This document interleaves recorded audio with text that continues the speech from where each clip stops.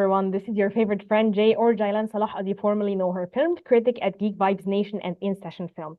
Today, I have the pleasure of interviewing Sarah Gyllenstierna, writer and director of Hunters on a White Field, claustrophobic, haunting thriller, great depiction of toxic masculinity and the primitive nature of humanity, especially traditional manhood as we know it. Sarah, very nice to talk to you today. Thank you so much for having me. What compelled you to adapt this particular novel into a movie? I think when I first read it, and I'm a person who's always reading novels and other texts with an eye towards film, and that's what I do. So I can't help but think, could this be adapted? And I thought, well, this is a very clear and sort of self-contained story that felt also had a lot of visual possibilities with nature and being out in nature for most of the story. And then, of course, it has these elements of life and death that are always going to be appealing to be able to explore, people facing their own mortality and also having a lot of suspense in it. So that was sort of the first step that captivated me. And then I started looking beyond that. And I think the thing that fascinated me the most at first was the book really depicts how, because this was something surprising to me, depicts how hunters can become very ambivalent during the hunt, that it's not an easy thing. It's not at all this kind of easy, what you could call some sort of macho behavior instinct to just shoot and kill the animal to conquer, but that there are actually many moments for these characters of not wanting to take the shot and feeling a sort of identification with the prey and looking at the animal and suddenly feeling like, I am an animal too. I am the prey. So that brought up in the book, there are a lot of philosophical explorations about that I was really fascinated with. Ultimately, that becomes also somewhat difficult to actually translate to the screen, but it was something that drew me in for sure.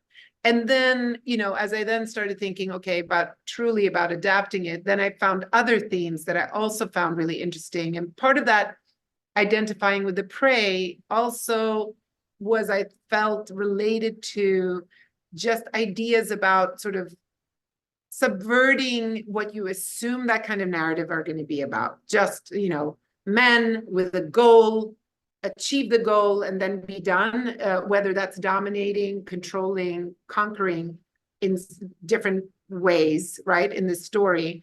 I thought, okay, but what's always the flip side of that? What is underneath that? Okay, fragility, vulnerability, fear.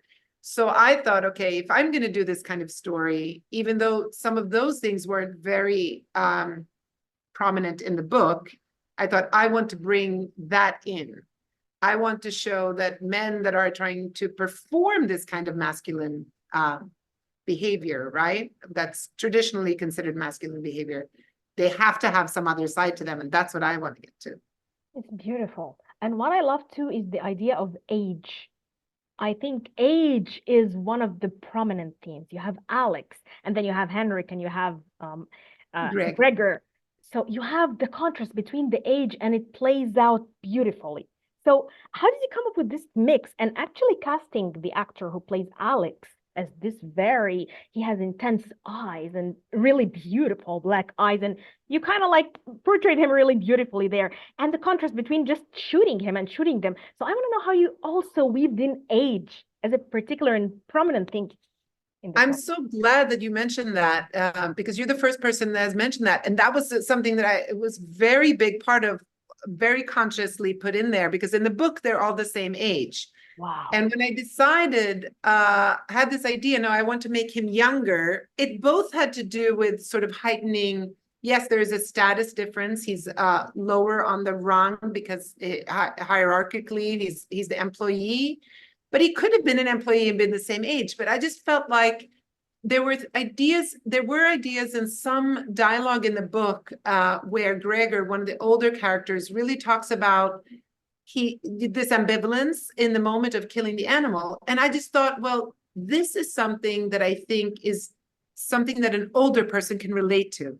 When you're younger, you don't think about mortality. You don't think, I mean, if you're a healthy person, you probably have not thought about that. You see yourself as more invincible. So I loved bringing in that. It felt natural that it would be the older characters who would be able to have those kinds of more identification with the prey and feeling more ambivalent. But that's in contrast to the fact that they're actually the more experienced hunters who are also more macho in their performance of themselves. Alex isn't really coming in as a person who acts very macho, but he has that youthful, I'm invincible. Swagger. Exactly. Yes. So it's like they all have contradictions within them, and I love that. But I also loved, throwing in one of the first dialogue scenes between all three characters. One of the older guys tells Alex, oh, you didn't know that deer have territories? Well, it's all about the young bucks coming in, trying to take over the older bucks' territory. To me, that was just like one of my favorite things to write, because it wasn't in the book, but as I did a lot of research with hunters beforehand, I had come across this idea because I asked a million questions and I had read some books about hunting. And I thought, well, that's just perfect.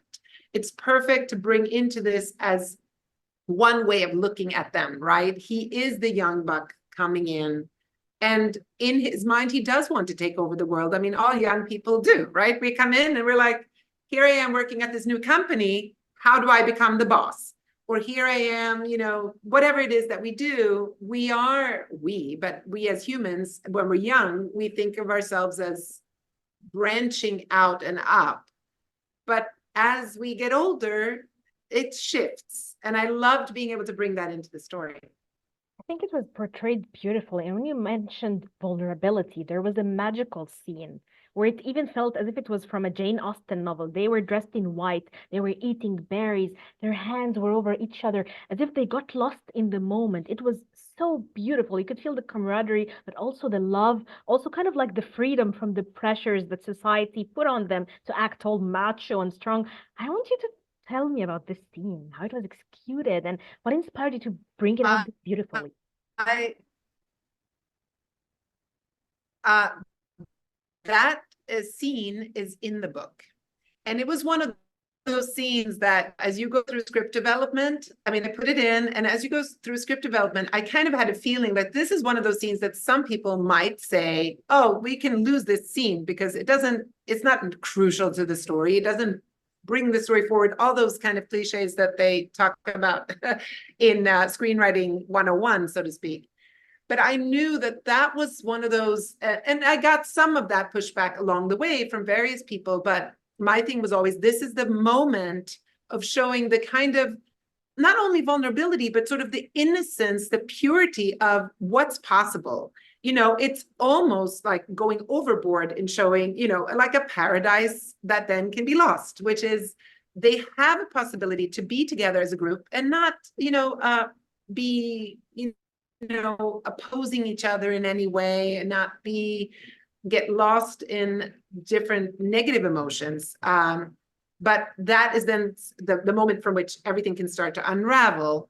But I wanted to show some possibility. And I also wanted to show a childlike thing. That also had to do with this age thing, because I thought for the older men, because the actors, especially the two older actors, were sort of like, this is sort of a crazy, who would behave this way? And I said, well, think of yourselves, isn't it such a dream sometimes, such a fantasy to just be able to let go, to not have to pretend to be something and also to be able to let go into, don't we all wish we could just be a child again sometimes, have no responsibilities, no fears, pressures of adulthood.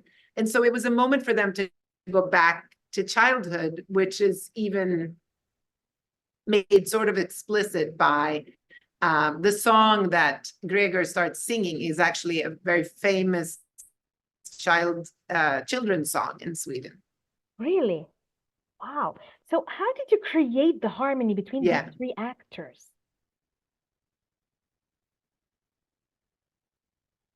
I mean, it's a testament to them, really. They worked, we did have a week of rehearsal together where all, as a group, every day, we just sat and talked through the script, talked through different scenes, talked through their internal relationships and hierarchies and where things shift, and talked about their backstories, which are not so much explicit in the story, because I didn't want them to be bringing in their outside or background too much, outside world of background in the script. But they, of course, had to know what, you know, I created for them to be their background. And then we discussed that. But then once we got to the location, they really continued. They lived together in one cabin or a house, and then the crew lived together in a different house. So they were together every night. They stayed on the location for the month, and they really like continued that conversation and got close. Two of them had worked together before once, but quite a while ago. But the others, they had not worked together. So, but they found a way to really talk through and work through things. And I think they're so amazing, all three of them, because they have such, they give so much specificity to their characters, even though we don't find out very much about them. You really feel them as real people you can sort of recognize, right? Maybe from your life, of the confident, you know, person to the novice to the, yeah. Exactly. They bring a lot to the roles. And I think like each one of them brings certain details to their role, which makes it the more interesting, the more exciting to watch them. I want to ask you, how did you create claustrophobic atmosphere in exterior shots? I felt like I wanted to run away. It was such a claustrophobic movie, beautifully claustrophobic, if I may say. How could you achieve this with exterior shots of the forest? But it felt as if it was kind of like haunting us or keeping us in captives. Yeah, thanks. I mean, I'm so glad that you feel that way, and other people have said that. I mean, number one, it's a testament to our amazing cinematographer, Yusuf Ayemblom. He's just the best. And so his talent and hard work were foremost in that. And secondly, the location was so important. He and I spent weeks walking around in every part of this it was very large area. I mean, it was perfect for us. The producers found this area that is self-contained.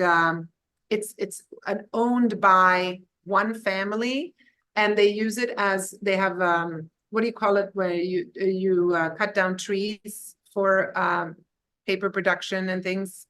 So there were some planted tree areas. Okay. Areas with planted trees, but they also had old growth forest. And then they also had a lot of, you know, they had some lakes, and all of that is within an area. There were some buildings, but not very much. And there's no town nearby. And there were some roads that we could drive. And then you have to walk a lot in the woods, obviously, but the roads were small, and there was not open to outside traffic. It was only roads to get the people who worked there, the forestry people and the hunter. There's also hunting that goes on there. So they leave a lot of it for the animals, and therefore there were a lot of deer and wild boars there. So the reason we picked it was, okay, here we can film the animals, and we can also get a lot of varied nature. And I think the way to get the claustrophobia was just, you know, the DP really worked hard. We wanted to find places where we could have the scenes and sequences set in places that actually look different, that were different looking. A lot of woods in Sweden, especially in the north of Sweden, you travel and it all sort of looks the same. It's all the same kind of trees, and they just go on for miles, and you can get a feeling of sameness. But here, you know, they had all these different forests type of trees, which was amazing. The other thing is that there was the land was not all flat. So you have a lot of variation. And I think the way to create claustrophobia, it can't be too flat. You have to try to get depth in the image, and then you can find angles that can feel that way. I don't know. I mean, I think it's the combination of a fantastic location and a great DP. That's the easy way to say it. And it's worked beautifully, seriously. So what I want to ask you is, what was the most difficult scene to shoot? And which scene were you behind the monitor And when you looked at it, it felt like magic, like you were creating something spectacular. Wow. Okay. I mean, the most difficult scene to shoot probably it has to be the scene where they break the cardinal rule of hunting, which is they one by one shoot straight into the forest where you're supposed to actually angle down. You have to be up on a height to angle down because a bullet can travel very far. And one of them breaks that rule and then the others follow. And then there's thunder and lightning.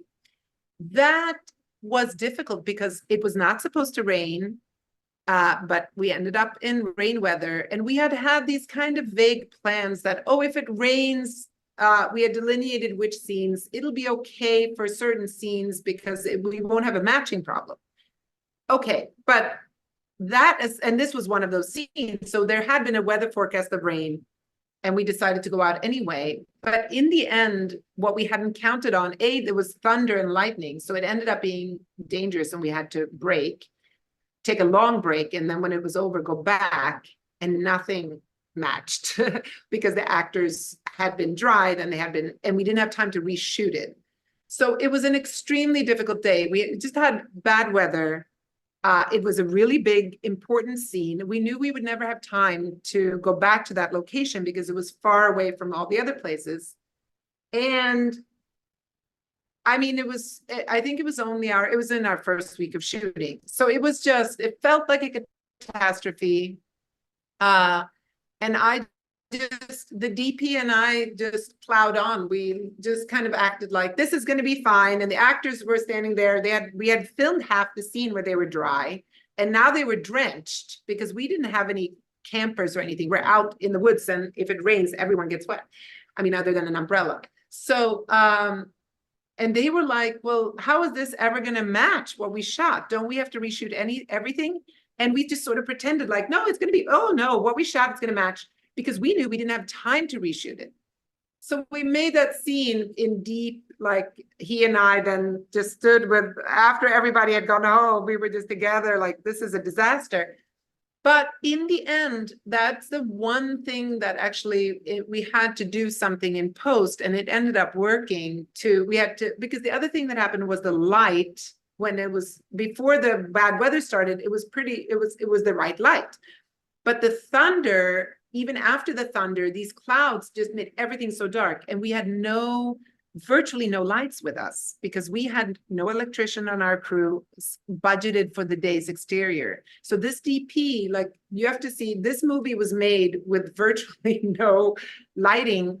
He would hold a light, or an intern would hold a light. But a lot of times we just didn't have any electricity at all in the exteriors, only in the nights, the couple of night scenes. So that was the most difficult. In terms of a scene that I looked at after, you're saying after on the monitor, I knew it was magic, or in the edit room, I knew it was magic? If you can tell me both, I would love to, because sometimes things surprise me in the editing room. I'm great. I mean, I can't think now of a specific moment, but there were several moments where in the monitor, I'm looking at it and thinking it was magic, and those all have to do with the acting. It's always the acting. You know, the shot can be beautiful and all those things, but when you're looking, you don't know until an actor just brings something to life, and you just know, each time, like, wow, that's the take. And the actors know, and it's such an amazingly satisfying feeling, because you just look up after you cut, you look at the actor, and you just give each other a look like, that was beautiful. Thank you so much. Moving on. And it's so satisfying. I don't know how it feels for the actor, but it's amazing as a director. So those happen quite a bit. And when the edit room, I mean, usually on the set when you're looking in the monitor if something works, but I'm trying to think. I think there were some. Now I'm trying to think if I can remember, where it was actually, you were a little bit surprised in the edit room that it was even better than you thought. That definitely did happen. I think that was probably more, also sometimes more to do with the visuals, that seeing it, because the edit monitor is always, I mean, we had a very low budget. So I didn't have a large monitor on set. I had a little clamshell. So it can be hard to see how spectacular an image is until you get in a good, with a good monitor in a good dark studio. So it was usually then, I think, a visual experience. It was not like I got in the edit room and was surprised how great the acting was, because that, on the set. Also because I, a lot of times, am not looking at the monitor when I can. I just am next to the camera, which is usually, I just make sure I'm next to the camera looking at the actor. And I want to look at their face in the real world as opposed to on the monitor, because then you see the shades of the, again, my monitor was pretty bad, and pretty small. So it's better to see them in real life. And you can feel it. There's just something in the air when an actor just gets into that groove. That's so magic. And brings it all. You're right. Oh, seriously, I felt it every scene, every second of this film. Sarah, thank you so much. Hunters on a Whitefield is beautiful. I just enjoyed every minute of it, and I enjoyed talking to you and learning more about it. Thank you very much. Thank you so much for having me. Thanks. Goodbye. Bye.